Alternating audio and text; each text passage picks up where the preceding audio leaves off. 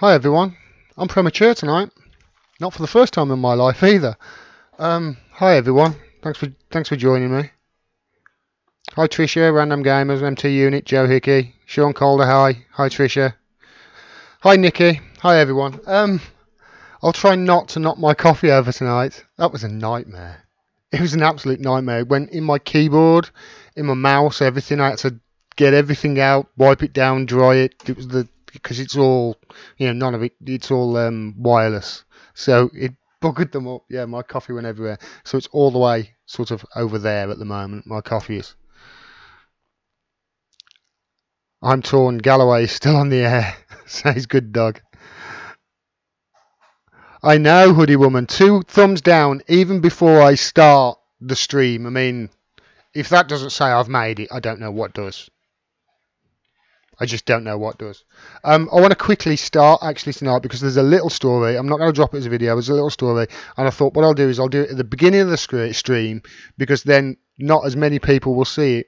Because what I'm about to do, what I'm about to congratulate somebody for is a person that, you know what? I don't think many people are going to like. Because I'll say this quietly. Before I say it, I want to explain something. And the reason why I want to explain it as well, let me explain that. Because I read the comments to the videos, and as my videos are getting more and more views, it's attracting more and more negative comments. And it's attracting more and more people who do something called hate watch me. They really do hate watch me. They watch every video without a doubt.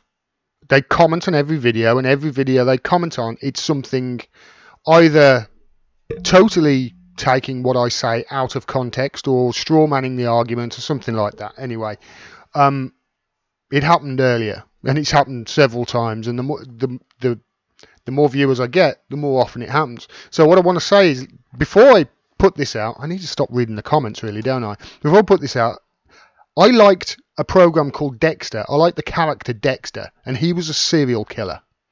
I didn't agree with what he did, and I didn't agree with what he stood for, but he was a serial killer, and I still liked him. So you can't like people that you disagree with. That's the point I want to make. Because the person who I'm starting to like, honestly, I'm starting to like, is Jess Phillips. Now, that doesn't mean that I agree with her. For those of you who don't know who Jess Phillips is, she's a Labour MP for Yardley in Birmingham, who is, let's just say, pretty anti-Corbyn and towards the end of the centrist scale, shall we say. So she's not most Labour supporters' most popular MP, but it started a few weeks ago because she was on Peston, the programme, Robert Peston's programme on ITV. And I don't know whether you know this, but Peston, if you watch it on Twitter, there's no ad breaks. And when it goes to ad break, you can actually see what they're talking about in the studio. And I didn't see it, but I did hear from lots and lots of people that in one of these breaks, or after the recording is finished, she shouted over to Jacob Rees-Mogg, "Trust you? How can we trust you when you're friends with Boris Johnson?" or something like that. And that made me laugh. And then yesterday, she did this. And this is a really important thing. Just bear me a second. Ellie, go and lie down. Go and lie down. She did this yesterday. And I want to give her props for this. She's so cute, so sweet. I can't wait to beat her. Can she take a beating? Not my words, Mr. Speaker. The words of the MP for Burton, while barraging 2 of his female constituents with thousands of sexual text messages. Last night, the leader of the House's party gave him and the MP for Dover the whip back without any due process. Yeah. What message does this send about how any process here in this place can ever be trusted? Question, and also to answer me, what matters more, political power or protecting victims of sexual harassment and abuse? I know that. I know the answer to that because she's asking the Tories. It's Political power. She's talking about there the MP that they gave the whip back to, who was suspended because of, as she said, barraging women, his constituents, with these sexual messages, and they gave him the whip back because there was going to be the no confidence vote on Theresa May, and obviously they needed all the votes that they could get, so they just cancelled his suspension so he could come back in and vote. So well done to Jess Phillips. And then today, somebody, I wanted to get a screen grab of it, but they deleted their tweet before I could. But somebody actually alluded to her being overweight on Twitter, which is never nice. And her response to him was so condescending, and then it ended with, "So please do fuck off," which I did like. So yeah, well done Jess Phillips on that. I'm starting to like her, but that's not to say I agree with everything that she says, obviously, because I bloody don't. For those of you who do want to send any super chats or anything, use the Streamlabs link if you can. By the way, because Streamlabs, I get about 30% extra money from Streamlabs than I do from Super Chat. That's what it works out to. Hi everyone. That was a good call by Jess. Yes, it was, Hoodie Woman. It was. She gets a lot of stick over here. She does. Some of it is warranted, some of it not so much. And what I'm trying to do here is to not pile on people just for the sake of it, and not to dislike people just because other people dislike them. What I'm trying to do is listen to them in their own words and evaluate them based upon that. Which is possibly why I'm starting to like Jess Phillips, because more and more as I'm doing this, I'm starting to ignore what other people are saying that she said and listening to what she's actually said.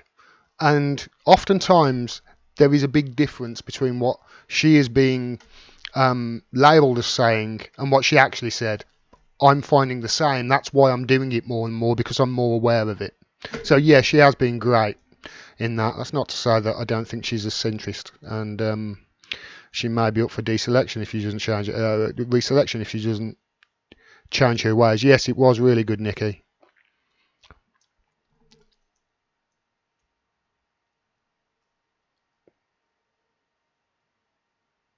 Yeah, that's a good word, that is, Gary. Gary Bowman says Jess Phillips is forthright, the word you're looking for. Sometimes she's a bit marmite. She is. I think you either love her or hate her, and I'm going to keep an eye on her, because there's a mentality, there's a bullying mentality, let's face it, on especially on social media, of people, and I've seen this, and it's within the factions of Labour, even Momentum as well. I've seen it there. There is a bullying thing that goes on, and I want to try and cut through that and try and give people a fair shake. And obviously, if they deserve me tearing into them, then I will. I did a video earlier on Yemen, and going back to the comments that I saw, because there was a lot of people commenting on that video that I did of Yemen, because the Senate have voted to end participation in the Yemen war, and a lot of the comments were really negative about it, saying, "Oh, it doesn't mean anything. It's got to go to the House, and by the time it goes to House, it'll run out in the Senate. So I'll have to come back to the Senate." Listen, right? I understand all that, and I think Keith Durant made a good point. He pointed out Mint Press News had done a great article. It was a video actually that I saw, about 32 minutes long, by the editor, and she was explaining why and how they can get round it. Listen, I understand all that, and I understand they're going to fight every step of the way to keep their involvement in the Yemen war, but you've got to understand the gravitas of this, because in 2001, 2002, they passed the Patriot Act, which basically gave presidents of the United States a free rein to go and create havoc wherever they wanted in the world. That's basically what happened. And yesterday was the first time since that had happened that either the Senate or the House had stood up and said, no, we do not condone unauthorized wars around the world, creating the largest humanitarian crisis on the planet. We don't condone it. And that's the first time in 17 years it's happened. So I understand people saying, "Oh, it doesn't mean anything," and I've heard it called a I've forgotten the word they use now. It was like a moral victory or something like that. It was a victory, but not really a victory. Listen, it is a big deal. The Senate voted for it. It got huge amounts of press. So whatever happens from here on is going to be in struggle. We know this. We know that people like Paul Ryan are going to do his Jeremy Huntish things because he's a Jeremy Hunt. Let's face it. But as long as we keep fighting, we can stop this war. We can. If we just go, oh no, they'll do something, then you know what? They've fucking won. That's the point I wanted to make on that. I probably didn't make it enough on that video, but I didn't want to come across too preachy. But that was a big deal. It's the first time since the Patriot Act has passed that the Senate or the House has stood up and took a vote and said, no, we do not condone this. It's the first time, to my knowledge, and that's a big deal.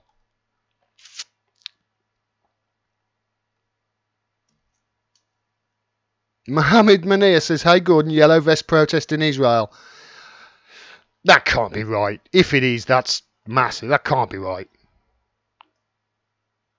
Gordon, they gave you a shout out today on fault lines on Sputnik. Oh, bless. I like fault lines.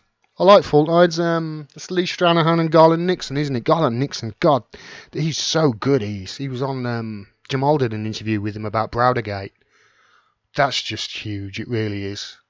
It's all going to tie in. When it all comes, it's all going to tie in. Go and ask Lee Stranahan at Fault Lines. He'll tell you. It's all tied together.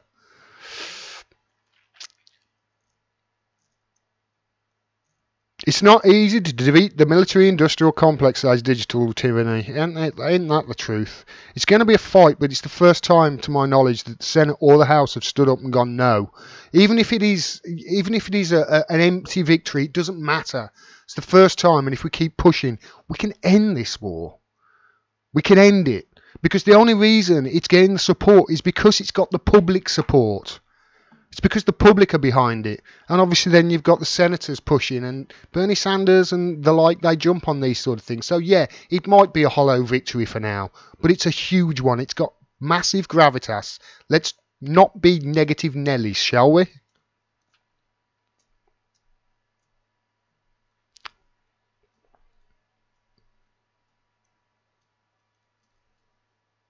Anytime the Yemeni plight is highlighted is a good thing, says Keith Durant. The people will stop it if they know. Exactly. Anytime it's mentioned. It's why I mention it so much. I've got to have done 15 videos on it now, which is 14 videos more than Chris Hayes has done in the last 2 years, and he's got millions of dollars and thousands of people behind him to be able to do it. I'm just a guy in a house, in a flat. And yet I've done 15 reports. He's done 2.5 minutes, and nearly 2 years he's done. Shit brain. Very tall he is, apparently.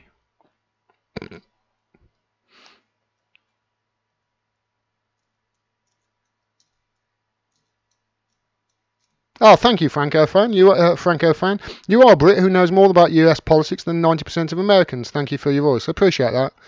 I think that's because 90%, not just of Americans, but of Brits as well, they disconnect from politics. They just do. I think more and more people have woke up since 2016, though, that it's bloody important.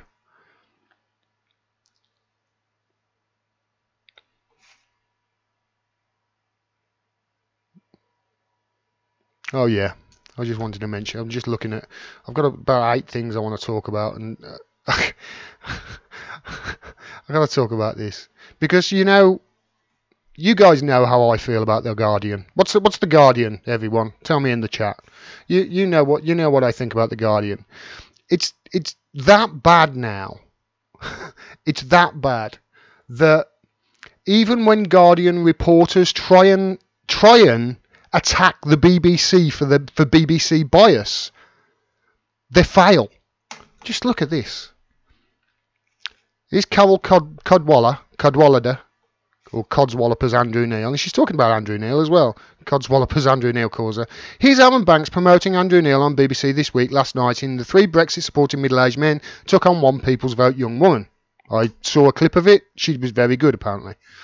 Or seemingly. And it says, note, Andrew Neil helped Aaron Banks fundraise for Brexit. Now, obviously, if he really did do that, it would be a massive scandal. But it's The Guardian. Facts don't matter, do they? And Andrew Neil, I hate to stand up for him as well, because I can't stand him, but no, 100% untrue. To encourage Banks to speak to Spectator Dining Club, I said some guests might contribute to his Leave campaign. So Banks asked him something. He said, "Don't speak to the Spectator Dining Club. They might throw you a few dollars." Said same to staunch Remainer, so he said same to a Remainer as well, Roland Rudd, who spoke on the same night. It was a debate. Not ideal if either got a cent. Out of such simplicity is nonsense spun, which is a very Andrew Neil thing for Andrew Neil to say. But even when they're attacking the BBC, they're failing. You can't fail at attacking the BBC for their bias. It's impossible to fail, yet The Guardian have somehow proved it today. It's just arse gravy of a newspaper. Absolute arse gravy. Alright, let's get to this this first video I want to do, because this is something that this is a story I've been trying to get to for actually quite a while, but the stars haven't aligned for me to do it yet. And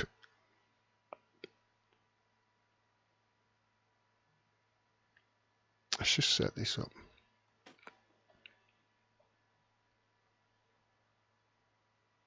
Oop. So Maria Butina has been accused of being a Russian spy. No doubt you've seen loads of reports about the spy that was caught trying to infiltrate the NRA in America. It's been all over the press. Alleged spy, accused spy, etc., etc. Spy, spy, spy, spy, spy. That's what they label her in the press. But the thing is, I've been watching this unfold over the last few weeks, and I honestly can't see what she's guilty of.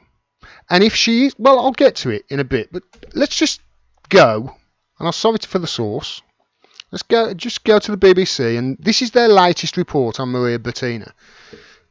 A Russian woman accused in the US of acting as an agent for the Kremlin, so again, accused of being a spy, to infiltrate political groups, has pleaded guilty in a deal with prosecutors. Okay, so they've said she's being accused of being of acting as an agent for the Kremlin, and she's pleaded guilty. Right, okay. So she's pleaded guilty for being an agent of the Kremlin, has she? No, she hasn't.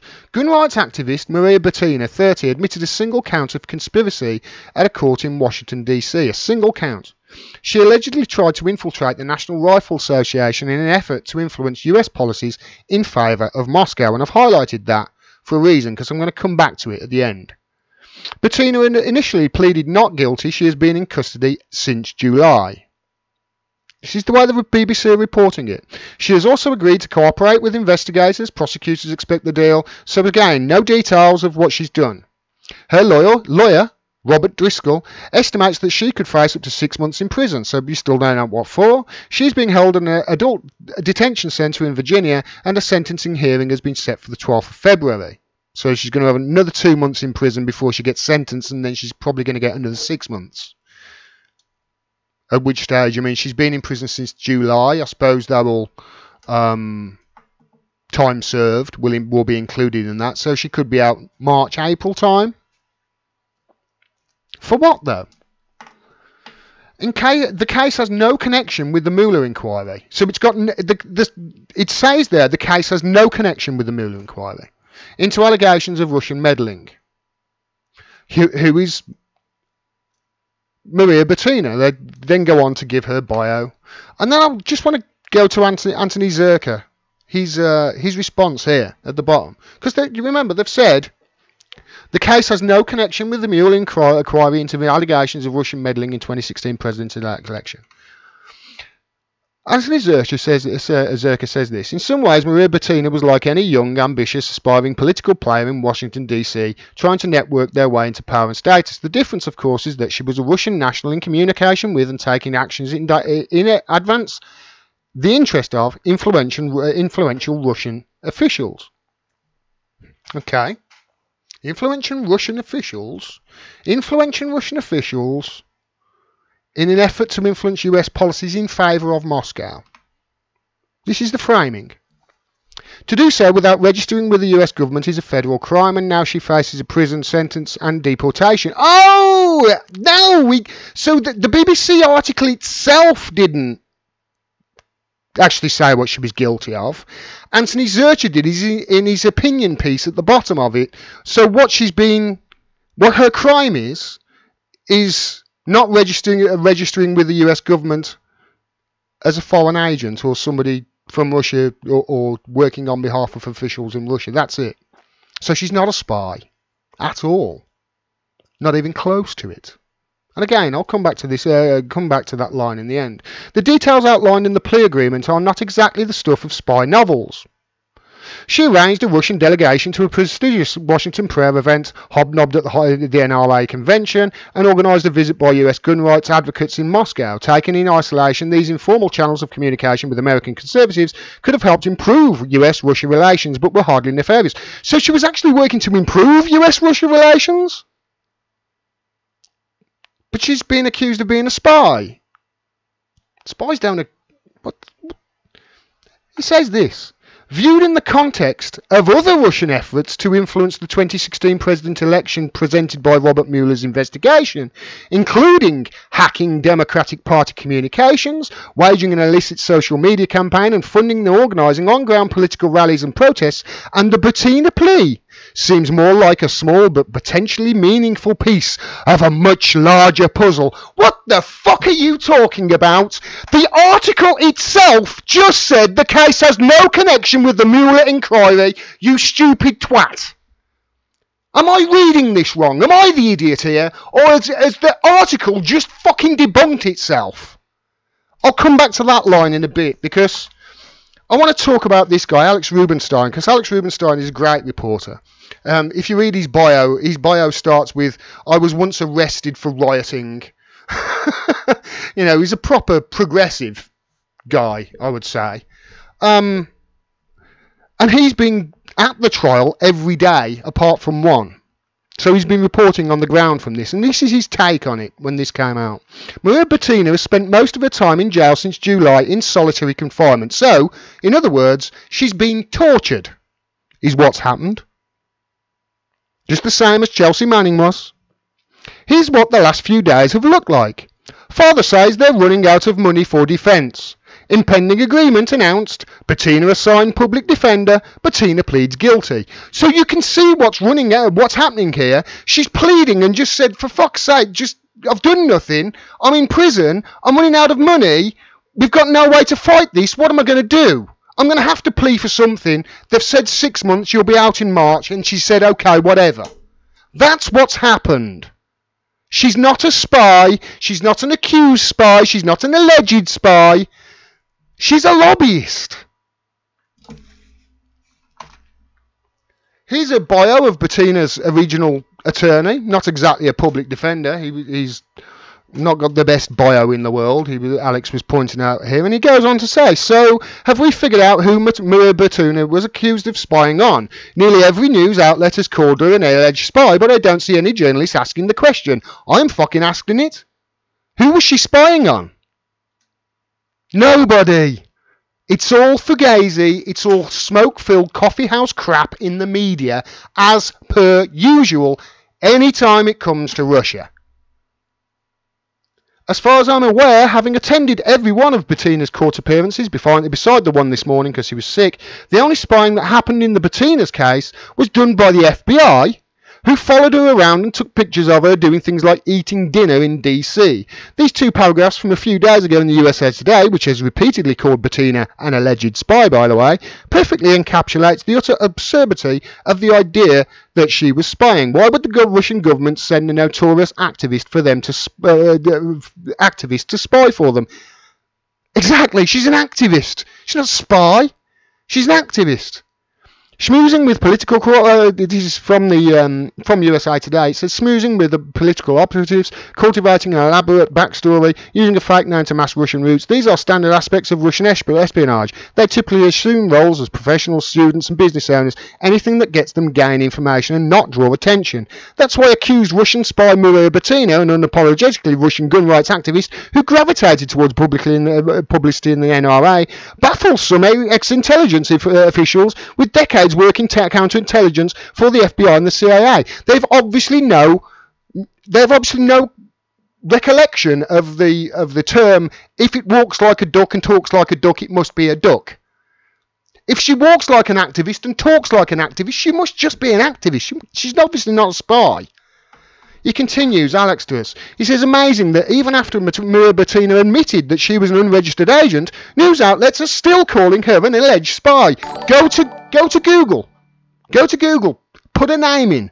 Go to the news tab. You will see over and over and over, alleged spy, alleged agent, alleged spy. It's constant. Just to put the thought in people's heads. Oh, scary Russians, spies, oh, Putin. We can add Twitter moments to the list of those calling Maria Butina an alleged suspected spy. Even Twitter moments, suspected Russian spy Maria Butina. Maria Butina has spent most of her life, this is from another thread he did, and this is an important one. Maria Butina has spent most of her time in jail since July in solitary confinement. She has been forced to take off all her clothes after every visit from her lawyer or anyone else to be searched according to the embassy. So she's been tortured and mistreated. She's running out of money. She's got no money for defence. The Russian government aren't helping her out. She wasn't working for the Russian government, which I'll get to in a bit. Her father recently said that finances to her legal defence were critical via a Kremlin representative in a report published by Bloomberg the same day the plea agreement was signed. So she's running out of money, which brings me back to that line. She allegedly tried to infiltrate the National Rifle Association in an effort to influence US policies in favour of Moscow. And then Anthony Zurcher goes on to fucking debunk it, or try and debunk it at the bottom of the article. Notice how they put Moscow in there and not the Kremlin. They put Moscow, Putin. Oh, Putin. Who she was working for, get this, who she was actually working for was Putin's opposition. That's who she was taking advice and trying to push things that Putin didn't agree with over there. This is an opposition stance that they're taking, and they're calling her a Russian spy, Russian conspiracy theorist, accused agent, blah, blah, blah, blah, blah, to stoke up the Russophobia once more. I am getting fed up of this. It's getting to nonsensical levels now on both sides of the Atlantic. This Russophobia has to stop. Why? Because from what I can tell, honestly, from what I can tell reading into it, and I've read into it a lot, Maria Butina,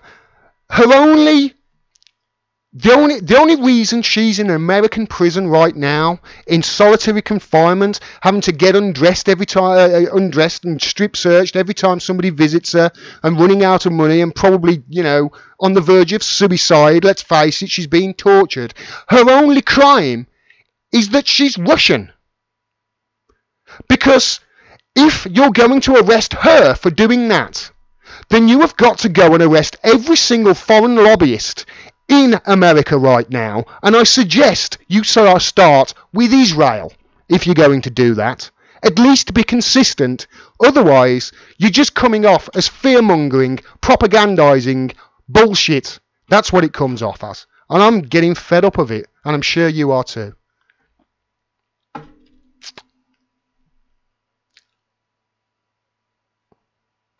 I'm probably a little bit too close to it, Nikki.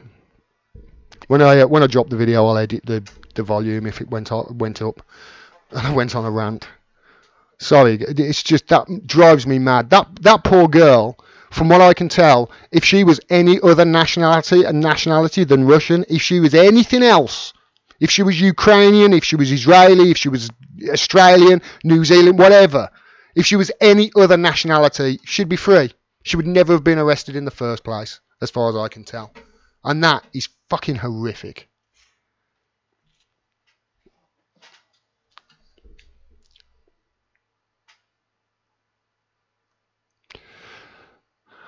Thank you, Patrick. I appreciate that. Thank you. You're on a roll, GD says. I try, mate. You're doing great work, G-Man says Cowboy Bebop. Thank you, Cowboy Bebop. I really appreciate that, mate. Thanks for all your support, everyone. I really appreciate it. I can't do this without you. I really can't. And I'm still struggling. Yeah, still struggling, but I'm nearly at the stage where, hey, what I will say is this: if I've got 10,000 subscribers, if 1 in every 5 of my subscribers who watch my videos regular, if 1 in every 5 donated $1 a month, I wouldn't have to worry about money. Thank you, Gary Bowman. I wonder if she was in the same spy ring as Corbyn. Government won't start World War III. It'll be the fucking mainstream media. Yeah, it will be. They will. They are cheerleading us on into it, unfortunately, and it's got to stop, man. It's got to stop. And yeah, I want to talk about this. There's another couple of things I want to talk about.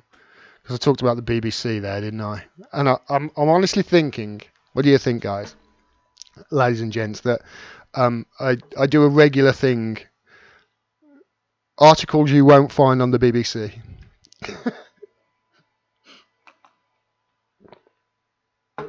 Because I guarantee you, you won't see this on the BBC. The Bolivian economy, socialist economy, registered an average growth of 4.9% in the period between 2006 to 2017. 4.9 average a year. That's incredible growth. Where more than 3 million people left poverty. Could do with some of that over here.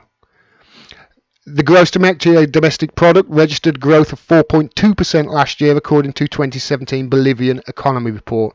So that's Bolivia. That's socialism in Bolivia. My first thing, I tweeted it out. My first thing I thought was, imagine where Venezuela would be if they hadn't had to withstand the crippling sanctions that they've been under, and the coup attempts and everything that's happened over the last 2 decades with America and the UK. And the sanctions on them are comparable to Nicaragua now in the 1980s under Reagan.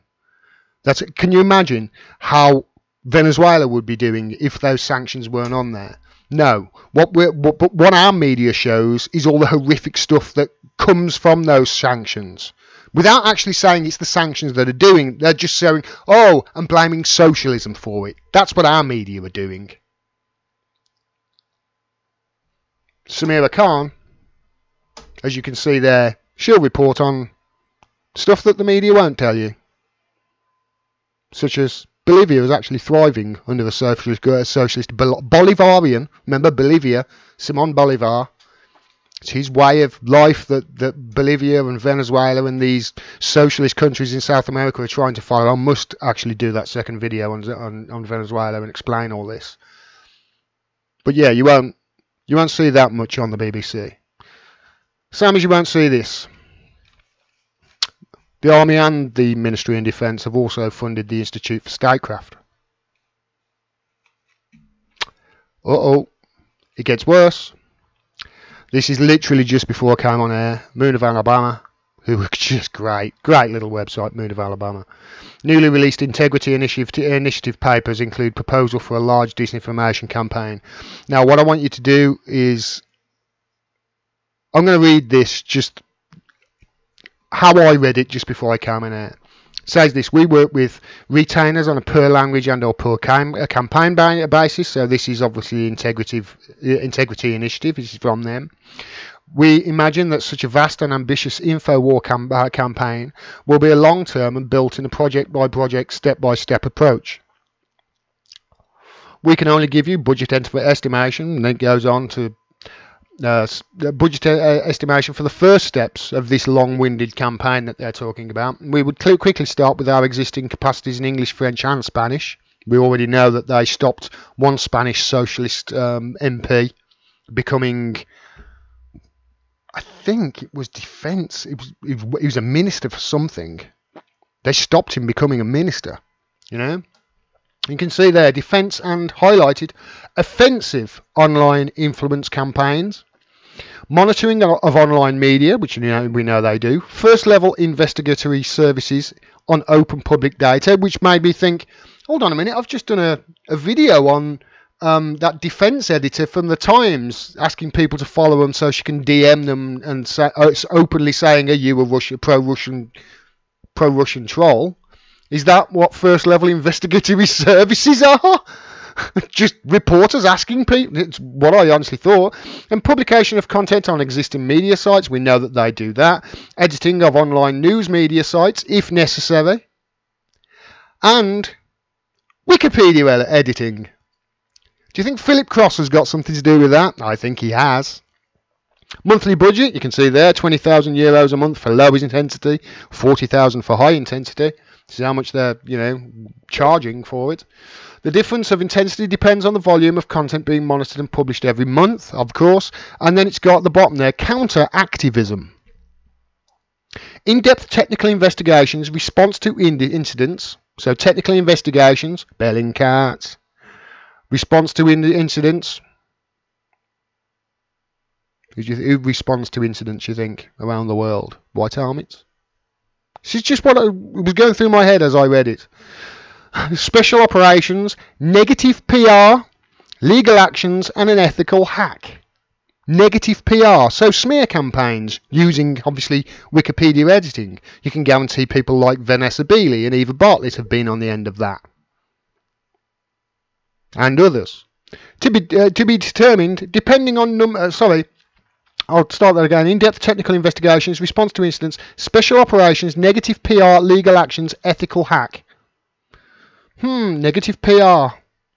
To be determined on number of hours worked, knowing our average budgets for these type of missions. We believe that 50,000 monthly budget would be a good basis to start. And they ended up getting 2.2 million over the period of 2 years. Special negative PR, legal actions. Says there they would monitor online media. Publication of content on existing media sites, attacking people, smearing them, You've got to ask, who'd be good at that sort of stuff on Twitter? Louise Mensch comes to mind. Honestly, when I first saw the connection between the Skripal thing and Christopher Steele and the Steele dossier and Russiagate, I realised that this was big. But it's not until this integrity initiative stuff has come out I realised just how big it is. This is fucking global. It's global. And you can tell it's a massive story because none of the media are talking about it. It's the biggest story in the media. It's bigger than Brexit, this is. And none of them they are just trying to sweep it under the rug as quick as possible. If we actually had a fourth estate, every journalist in the country worth a grain of salt would be chasing this like you wouldn't believe. And you can tell who the real journalists are because the people who are chasing it are people, like Craig Murray and Jonathan. Jonathan Reiter, forgotten his name. They're the people chasing it. It's not the Guardian, it's not the Telegraph, it's not the BBC. They're covering it up. It's huge, this story is. Absolutely huge. Fomenting discord, says Digital Tyranny. Yeah, that's what they're trying to stop. Fomenting discord. People who don't agree with them. It's going to be huge, that is. I'm going to keep on top of that like you wouldn't believe. Right. Let's see if I can get to this last one.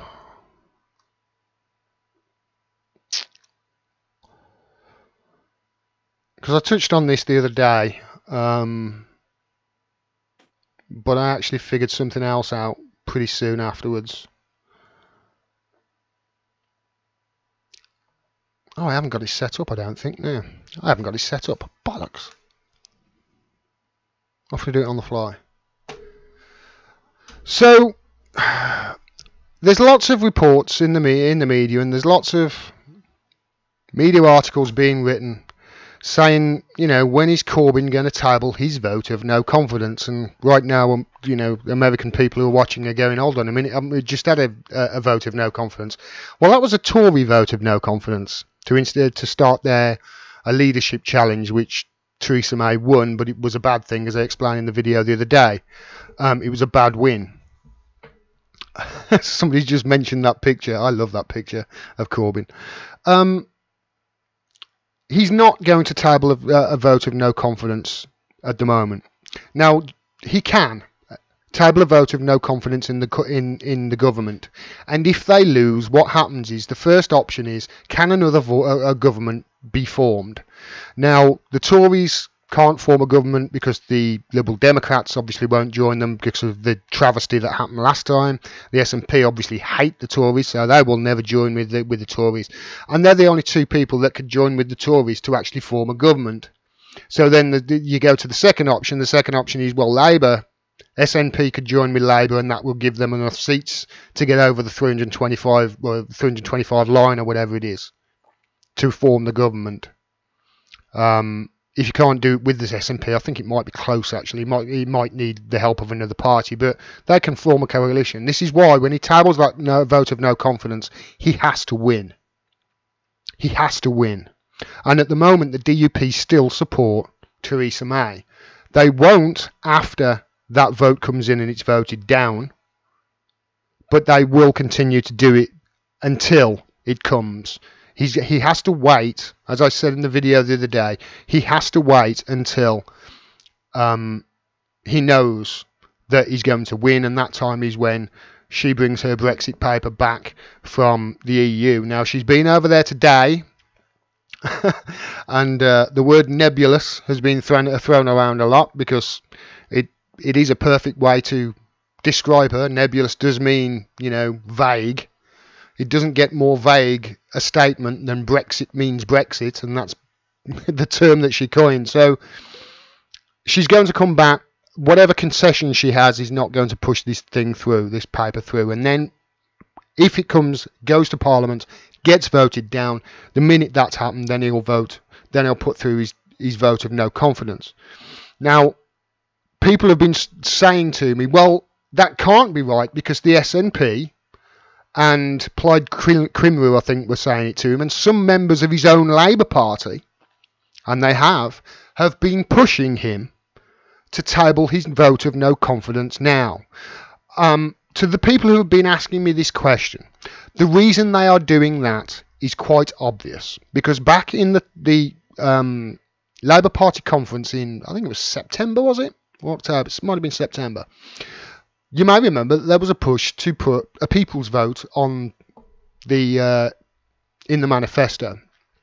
And what they ended up deciding was we would push for a people's vote or a second referendum if and when we can't get either a general election or into government. If it becomes apparent that we can't get a general election, then we'll push for a second referendum. Now, obviously, if he tables the vote now and loses, he's pretty much lost that card to play. So these people who are telling him now he should put his no confidence vote in now, you have to question their motives for doing so. Because if he does it now, he's playing right into their hands. And this is something that I don't think many people have really quite got. You know, you have to understand people's motives always in this. And I mentioned there, I mentioned second referendum, and I just want to bring this clip up because I saw this the other day, and this is from somebody I deeply respect immensely, George Galloway, and this is his opinion on a second referendum, and it's glorious. Enjoy this if you haven't seen it already. Personally, I'm strongly in favour of Brexit, even more than I was when I was one of the leaders of the campaign for it. And there's no evidence that anything other than 1 or 2% on either side, either way, would change their view.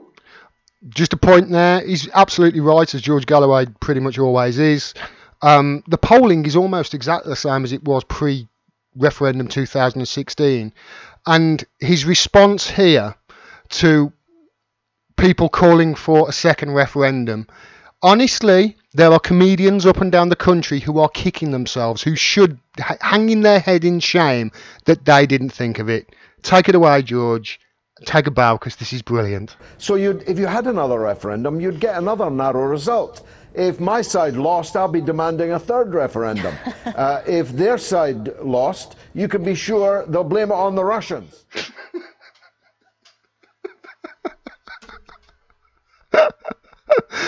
It's funny because it's true. Yes, so there you go. That's why Jeremy Corbyn won't table his vote of no confidence now, and why you shouldn't listen to those who are pushing for him to do it, because they're only doing it to actually serve their own ends, not to actually get a Corbyn government and to bring down the Tories. It's always the case. You have to look at their own motives before you quite understand whether it's the right thing to do or not. Poker, Gordon. I didn't touch her, Airborne.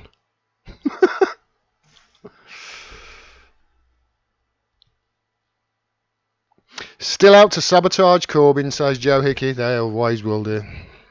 All they did was made him Teflon coated him. I tell you, I'm trying to. If ever, you know, there were times when I haven't agreed with him, and I've said that on this channel. He's growing in stature, that guy is. I get the impression he's growing, and I get the impression he's really relishing this, because if you watch Question Time like I, you know, not Question Time, if you watch the House of Commons like I do sit there for hours, sometimes watching 4 or 5 hours. I have it on this monitor. Oh, it's so boring. But when you see him attacking her in the House of Commons, as things have got worse, he's got better, in my opinion. And he's really sticking it to her and sticking to... I mean, the other day, David Dole did a good video on it, actually, I think I saw. Yeah, David Dole, the Rational National, he did a good video. He ripped her to shreds. The first thing he did triggered her into a response. It was really quite funny. Well done, JC. Let's hope that Let's hope we wake up Christmas morning and we've got a JC Labour government. What do you reckon? I'd like that. I don't know about you. And mind you, compared to Theresa May and the Tories, I'd vote for the monster raving loony party, to be quite honest. Should have said from the start, from the best of three, says Ian Clark. Yeah, just have a. You know what? If we have a second referendum and Remain wins, so can we just decide it by rock paper scissors or a penalty shootout or something? Sudden death penalty shootout. I think that's the best thing to do. Thank you, Thomas. Thomas Rittenhouse. Hashtag Jeremy Corbyn. Jeremy Corbyn plus hashtag Bernie Sanders equals for the many, not the few. Rise like lions. Thank you, Deep Thought. Really appreciate that. I appreciate that, mate. Thank you. Thank you, everybody. Can't do it without you. Joe Hickey. Tony Benn did a lovely job of teaching Corbyn everything he knew. Yes, he did, Joe. And this is something I make a point of as well. You know, Tony Benn was Corbyn's idol. And Tony Benn was the most outspoken anti-EU voice ever in the Houses of Parliament, I think you could make a case for. Which it makes me laugh when people say Corbyn is trying to get us to stop in the EU. Corbyn wants to remain. It's like, this is a guy who... I doubt very much... I said this to Jamal Thomas the other week.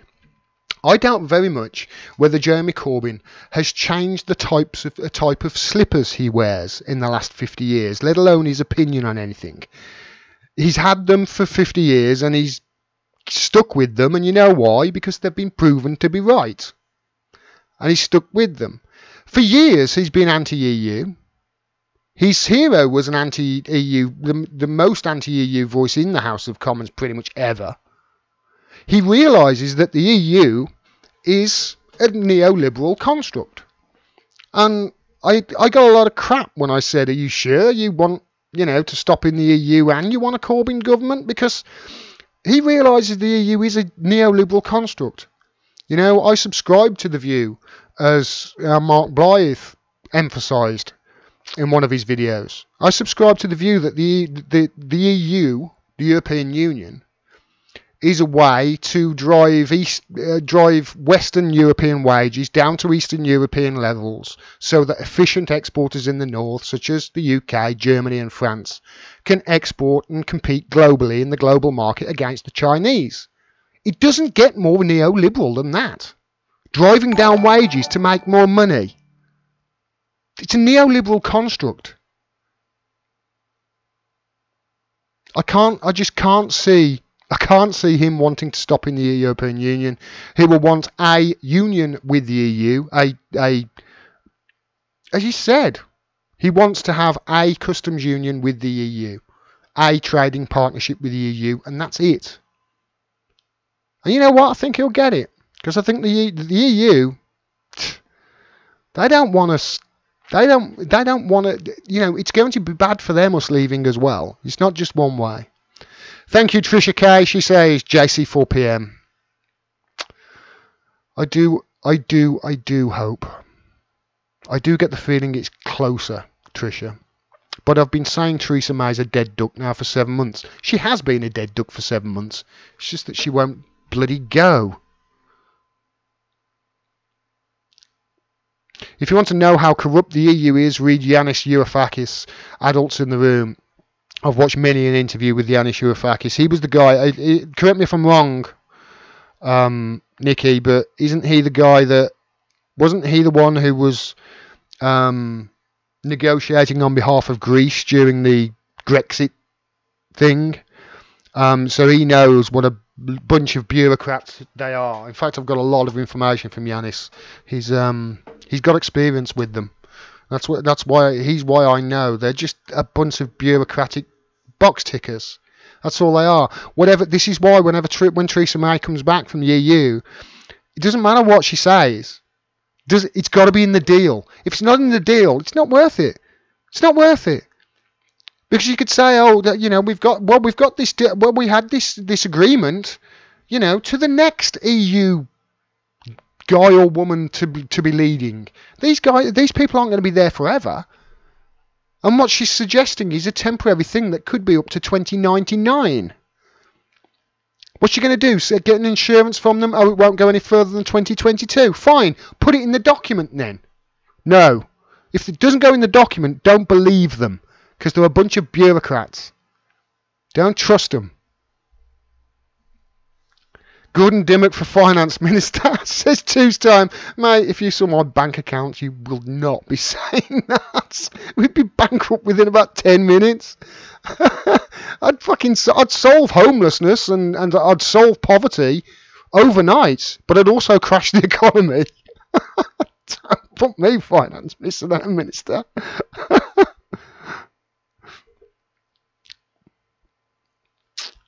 Joe Hickey says Corbyn did not change his mind about nukes. Somebody's saying he changed his mind about nukes. God, he can only do what we tell him, and the gammon were screaming first strike, if you remember rightly. Yeah, they were. I remember during... Oh, God, I wish I had that clip. I've got it somewhere on my computer, but I can't remember what I filed it under. There was this guy in the audience they were all badgering him. Would you push the button? Would you push the button? So would you push the button if a nuclear, would you push it? Would you push it? They were trying desperately to get him to say no. And I remember seeing a photo of this guy in the audience, and his eyes were like that. And you could see that the guy was like, let me push it. I'll push it. I'll push the button. It's so funny. Maybe that's just my memory. I'm getting old, guys. I'm getting old. To whoever asked me earlier, by the way, how's my mouth? It's fine now. It was a bit bruised yesterday. It felt like I'd been punched. That's what it felt like. But yeah, it's fine now. Not quite what I meant Tuesday. Yeah, good. Okay, because you don't want me for Finance Minister. Like I say, I'd solve homelessness and poverty, but I'd crash the economy. Have you seen the Andy Serkis, Theresa Gollum, May Brexit video? Says Learned Hand. Yes, I have. It's brilliant. Well, maybe we should go to the people's vote. No people's vote. My precious.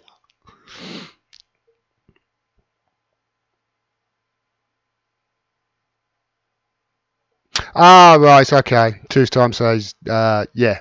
Okay, you're saying Yanis Varoufakis was Greek finance minister, not Gordon Four, finance minister. Okay, yeah, I knew he had something to do with Greece when they were negotiating for the EU, which is why he knew so much about their bureaucratic nonsense. Yeah, thank you, Abort You. I am feeling better. I'm feeling a lot better. I don't know whether I mentioned this the other day, but I've had this problem with my tooth. I was scared of the dentist, as I mentioned the other day. And I had this problem with not the one tooth that was the problem, but the one next to it, because that crumbled a few years ago. I think it was like 2013, 2014. And it got an infection, and I went to have it pulled. But they couldn't pull it because it was infected, and he had to clean it out. And he said, come back next week, we'll have it surgically removed. And me being such a fanny, fannied out of it. Surgically removed sounds painful. So I never went back. And this time, because I had to go back and have that, I knew I had to have this one pulled. And he saw this one and said, do you want me to get, the other one's going to have to come out, do you want me to get that as well? So I just went, yeah, okay. So I had, the two of them pulled, and it was okay. It was okay. I was really... The most painful thing is when they anaesthetise you. So I'm not that scared of the dentist at the moment, so I'm going back next week to have some more done.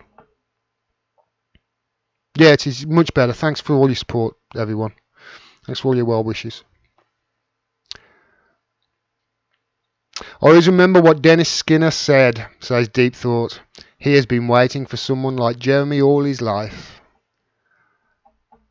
It took a long time for, I think, Jeremy to get his moment, but it could be, cometh the hour. Yeah, yeah, funny.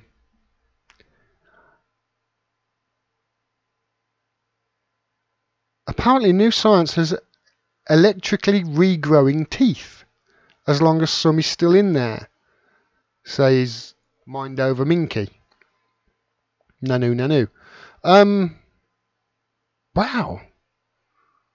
Stuff that science can do. Regrowing teeth. Bottle of whiskey and a pair of pliers works for me, says Airborne Assassin. Now, on the BBC, in the name of balance and fairness, you saying that, Airborne Assassin, but in the name of balance and fairness, if this was the one show on the BBC, they would have a dentist on one end of the couch and another guy at the other end of the couch saying what you're saying there. Bottle of whiskey and a pair of pliers works for me, mate. I'll get a string round the door, kick the door, and pull my teeth out. They would have to have him on in the name of balance. This is why balance and fairness is stupid. They've forgotten about objectivity.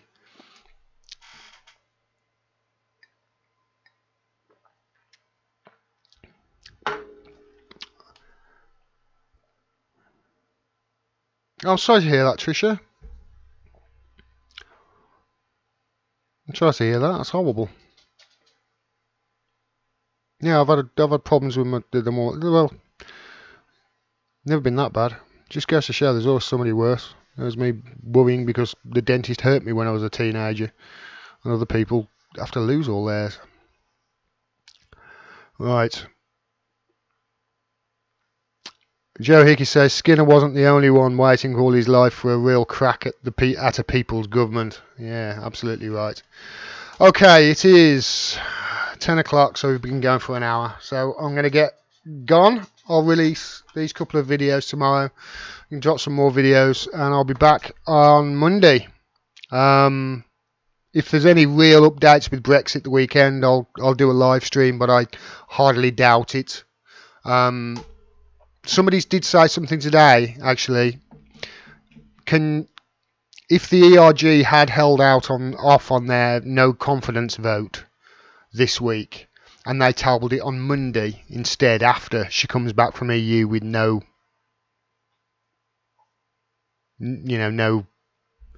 concessions to the deal, do you think that she would get through her no confidence vote then?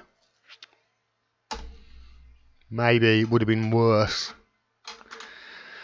Oh well, as long as JC's no confidence vote gets through, that's the main thing. That's if she brings that paper to a vote, remember. If she wants to do that, I think the Tories will stop her before it gets to that stage. We will see. Take care, everyone. Love you all. Thanks very much for all your support. Thanks very much for all your well wishes. Everybody who sends me details on articles and stuff that I'm missing, thanks. I can't reply to you all, but I do try and read them all, and thank you for everything. Peace, everyone. Take care.